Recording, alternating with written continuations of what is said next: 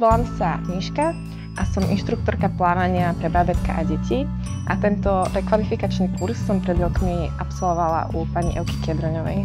Na tomto kurze som sa dozvedela o novom projekte My Happy Baby, ktorý mi dáva obrovský zmysel, pretože cieľom tohto projektu je práve prevencia tých problémov a prevencia tých zbytočných otázok a následkov, ktoré môžu vznikať.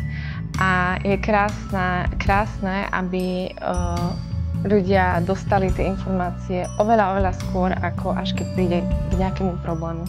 Projekt My Happy Baby je určite určený pre všetkých, ktorí by chceli pracovať s deťmi a ktorí by chceli pomáhať maminkám a oteckom v tej správnej manipulácii a určite odporúčam každému inštruktorovi, ktorý sa chce venovať detičkám, aby si to zažil a aby si to prišiel vypočuť a naučil sa veľa nových informácií.